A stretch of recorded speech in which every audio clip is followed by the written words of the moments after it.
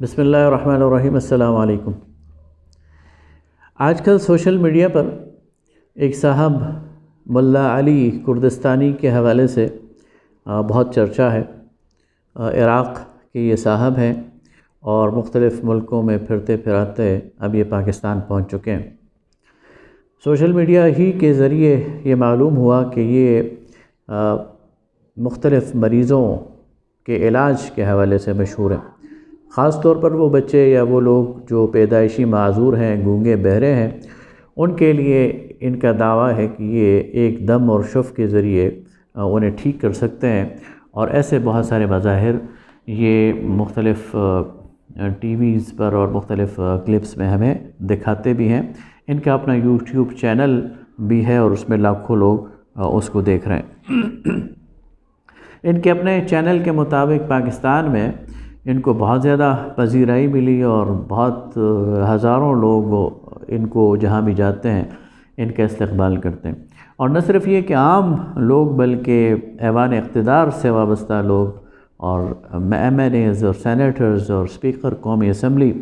وہ ان کا استقبال کرتے ہوئے نظر آتے ہیں، وزراء، سابقہ وزراء ان کا استقبال کرتے ہوئے نظر آتے ہیں، اور ان کو ایک لحاظ سے پبلک ریکگنیشن اور ایک لحاظ سے ان کو اس بات کی تصدیق نامہ ان کو دیا گیا ہے کہ یہ بہت اچھے فرد ہیں۔ جہاں تک گونگے بچوں کا تعلق ہے یا ایسے دائم المرض مریضوں کا تعلق ہے، ان کے جو ورثاء ہوتے ہیں، ان کے جو لواحقین ہوتے ہیں، وہ ایک سائیکولوجیکل ڈپریشن میں مبتلا ہوتے ہیں۔ نفسیاتی طور پر وہ اتنے کمزور ہو چکے ہوتے ہیں کہ انہیں کوئی تنکا بھی نظر آئے تو ڈوبتے کو تنکے کا سہارا، وہ اس کو بھی ادھر بھی توجہ کرتے ہیں، اور انہیں کوئی کرن امید کی نظر آئے تو وہ اس کی طرف بھی دوڑ پڑتے ہیں، اور انہیں سراب میں بھی سمندر نظر آتا ہے۔ تو یہ جو لوگ ہیں یہ اس امید میں اور اس آس میں کہ شاید ان کے پیاروں کو شفا مل جائے اور وہ ٹھیک ہو جائیں، پورے پاکستان میں وہ کردستانی صاحب کو ڈھونڈ رہے ہیں، اور جہاں انہیں پتہ چلتا ہے کہ کردستانی صاحب پہنچ گئے ہیں تو وہ پیچھے پیچھے پہنچ جاتے ہیں۔ اور ہم نے دیکھا کہ گزشتہ دنوں اسلام آباد میں سینیٹر طلحہ محمود کے فارم ہاؤس پر ہزاروں لوگ وہ جمع ہو گئے۔ لہٰذا ہمیں یہ سوچنا ہے اور یہ سوال پیدا ہوتا ہے کہ یہ کیا ہے، اس کی حقیقت کیا ہے، اور ایک بحیثیت مسلمان اور بحیثیت پاکستانی اس پر ہمارا رد عمل کیا ہونا چاہیے۔ سب سے پہلا سوال تو یہ ہے کہ کیا یہ کوئی ماہر طبیب ہے؟ ظاہر ہے کہ جن امراض کی بات کی جا رہی ہے وہ امراض ان کے لیے میڈیکل سائنس نے بہت ترقی کر لی ہے، شعبہ طب میں بہت ریسرچ ہو چکی ہے، اور ان امراض کے حوالے سے علاج یا آپریشن یا سرجری اس کا پورا ایک شعبہ موجود ہے، اور ہر مرض کے لیے خاص اسپیسیفیکیشن ہے۔ تو یہ ملا علی صاحب، ان کی کیا تخصیص ہے، ان کا کیا تخصص ہے، ان کی کیا اسپیشلائزیشن ہے، اور انہوں نے کہاں سے یہ علم حاصل کیا ہے؟ تو جواب ندارت ہمیں معلوم ہوتا ہے کہ یہ صاحب اس لحاظ سے بالکل کورے ہیں۔ میڈیکل سائنس کے حوالے سے یا طب کے حوالے سے ان کی کوئی تعلیم نہیں ہے، ان کی کوئی تحقیق نہیں ہے، انہوں نے کہیں سے پڑھا نہیں ہے، اور بہت بڑے طبیب مشہور ہو گئے ہیں۔ سوشل میڈیا کا کمال ہے اور معجزہ ہے کہ لوگ ان کے نام پر جمع ہو جاتے ہیں اور ان کا نام بک رہا ہے۔ اور پھر یہ طب نبوی کے حوالے سے کچھ چیزیں تو مشہور تھیں، شہد اور کلونجی وغیرہ، اب انہوں نے اور چیزیں اس میں شامل کر لی ہیں۔ کل پرسوں میں سن رہا تھا ان کی ایک کلپ کو، تو بھنڈی کا شوربہ یہ لوگوں کو پلا رہے تھے، اور بہت سارے ایک چھوٹا سا ڈنڈا دے دیتے ہیں کہ اس سے 10 دفعہ پاؤں پر اور ہاتھ پر ماریں، اور اس طرح علاج کے بھونڈے طریقے ہمیں نظر آتے ہیں۔ انہیں آپ اسے اندازہ لگائیں کہ جو ماسک ہوتا ہے، فیس ماسک، جس کو کرونا کے لیے ہم استعمال کرتے ہیں، اسی فیس ماسک کو انہوں نے ہاتھ پر چڑھایا، اور جو مریض ہے اس کے منہ میں اس ماسک کو دے کر اس کے منہ کے اندر اس کو کچھ پوائنٹس کو دبانے کی کوشش کی، پھر اسی ماسک کو دوسرے مریض کے منہ میں دے دیا، اور پھر اسی ماسک کو تیسرے مریض کے منہ میں دے دیا۔ یعنی کوئی ہائجینیکل اور تحفظ اور صفائی کا کوئی انتظام یہ بھی اس میں نظر نہیں آتا، اور مجھے حیرت ہوتی ہے کہ لوگ کیوں اس کی طرف یعنی اتنا لپک رہے ہیں اور دوڑ رہے ہیں۔ جہاں تک روحانیت کی بات ہے اور ادعیہ ماثورہ کی بات ہے، قرآن کی آیات کی بات ہے اور نبی کریم صلی اللہ علیہ وسلم کی سنت کی بات ہے، تو اس میں سے بھی کوئی خاص چیز ہمیں ان کے اندر نظر نہیں آتی کہ کوئی ایسی روحانی آثار ہوں، بلکہ ان کا جو باڈی لینگویج ہے اور جو ان کا اٹھنا بیٹھنا ہے، جو ان کی گفتگو ہے، اس سے بھی کوئی ہمیں یہ نظر نہیں آتا کہ یہ کوئی سمجھدار آدمی ہے یا کوئی بہت زیادہ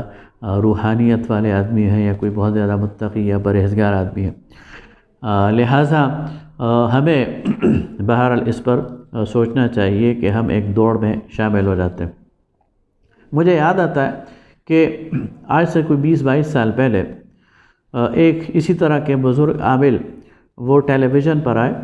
اور یہ اصل میں جو میڈیا ہے یہ اصل لوگوں کو ڈی ٹریک کرتا ہے اور میڈیا لوگوں کو گمراہ کرتا ہے۔ تو وہ صاحب میڈیا پر آئے اور انہوں نے کہا کہ جو بچے ہیں ان کا میں علاج کرتا ہوں، خاص طور پر وہ بچے جن کے دل میں سوراخ ہوتا ہے۔ اتفاقاً میرے ایک کزن، ان کی چند ماہ کی بیٹی تھی اور اس کو بھی ڈائیگنوز ہو گیا تھا دل کا سوراخ۔ تو انہیں ایک امید کی کرن نظر آئی، وہ اپنے گاؤں سے اٹھ کر ہمارے پاس آئے اور مجھے لے کر ہم ڈھونڈتے ڈھونڈتے ان عامل صاحب کے پاس پہنچ گئے۔ ان عامل صاحب نے ہماری بات کو بڑے توجہ سے سنا اور پھر کہا کہ دیکھو ہم تمہارا علاج کریں گے، اور اس علاج پر اس وقت آج سے 20 سال پہلے انہوں نے کہا کہ 2000 روپے خرچ آئے گا، تو آدھا یعنی 50% تم ابھی پے کر دو اور آدھا جب بچی ٹھیک ہو جائے گی تو اس وقت کر دینا۔ میرے اس کزن نے فوراً جیب سے 1000 روپے نکالا اور ان کی خدمت میں پیش کر دیا، اور میں حیران رہ گیا کہ سامنے جگ میں پانی پڑا ہوا تھا اور اس بزرگ نے اس پانی کو ایک شاپنگ بیگ میں ڈالا اور باندھ دیا اور کہا یہ پانی اس بچی کو پلاؤ، ٹھیک ہو جائے گی۔ وہ بچی تو چند ماہ بعد فات ہو گئی، لیکن مجھے زندگی بھر کا یہ سبق مل گیا کہ یہ توہم پرستی اور یہ اس طرح کے عاملوں کے چکر میں پڑھ کر انسان اپنے ایمان کو بھی گنواتا ہے اور اپنی دولت کو بھی گنواتا ہے۔ یہ جو کردستانی صاحب ہیں یہ بھی اب ایک اس چکر میں ہے کہ ہم کوئی دواخانہ بنائیں گے اور دوائیوں کو لانچ کریں گے، اور کوئی انسٹیٹیوٹ بھی شاید بنانے جا رہے ہیں اور اعلان کر رہے ہیں کہ میں 10,000 لوگوں کو ٹرین کروں گا۔ کس بات کا ٹرین کریں گے بھائی؟ آپ انہیں کیا دکھائیں گے، کیا سکھائیں گے، اور آپ کے پاس اس سکھانے کے لیے سند کیا ہے؟ تو یہ ساری چیزیں خاموش ہیں۔ تو یہ ساری چیزیں تو ہوتی ہیں، لیکن پاکستان ان کے لیے نرم چارہ کیوں ہے؟ اطلاعات یہ ہیں کہ عراق میں بھی ان کی کوڑی نہیں چلی، ترکی میں بھی ان کے پیچھے پولیس پڑ گئی، سعودیہ میں بھی ان کو گرفتار کیا گیا، پاکستان میں یہ کھلے پھر رہے ہیں اور ارباب اقتدار بھی ان کے مریدین میں شامل ہو گئے ہیں۔ تو کیا پاکستان اتنا لاوارث ہے اور کیا پاکستان اتنا یعنی اس کا کوئی پرسان حال نہیں ہے کہ کوئی بھی آئے گا اور یہاں کرتب دکھائے گا اور لوگوں کو بہکانے کی کوشش کرے گا، اور لوگ جو یعنی آپ دیکھیں کہ جو کراچی سے اٹھ کر آئے ہیں، جو چترال سے اٹھ کر آئے ہیں، جو بلوچستان کے ریگزاروں سے اٹھ کر آئے ہیں، اس امید پر کہ ان کے بچوں کو شفا مل جائے گی، اور ہزاروں لاکھوں روپے خرچ کر کے آئے ہیں، سفر کی صعوبت اٹھا کر آئے ہیں، اور انہیں پھر یہاں سے مایوسی ہو، تو اس مایوسی کا ذمہ دار کون ہے؟ ان کے جو پیسے خرچ ہوئے ہیں تو اس کا ذمہ دار کون ہے؟ اور اگر یہ ان کو پھر بلف کریں اور کسی اور دوائی کے پیچھے لگا دیں اور کسی اور لاطائل علاج کے پیچھے لگا دیں تو پھر اس کا ذمہ دار کون ہے؟ تو خدا کے لیے اس قوم کو توہمات کے پیچھے نہ لگائیں، اس قوم کو جھوٹے پیروں اور عاملین کے پیچھے نہ لگائیں، اور اس قوم کے حال پر رحم کرتے ہوئے اس کو قرآن و سنت کی طرف لے کر آئیں۔ اللہ تعالیٰ کا دین وہ ان ڈراموں کے لیے نہیں بنا ہوا، اللہ تعالیٰ نے یہ دین اتارا ہے تو اس کے اندر یقیناً شفا ہے، اس کے اندر یقیناً دوا ہے، اس کے اندر یقیناً انسانوں کے لیے سہولت ہے، لیکن ان کرتبوں اور ان فراڈ قسم کی چیزوں کی کوئی ضرورت نہیں ہے۔ وآخر دعوانا ان الحمد للہ رب العالمین۔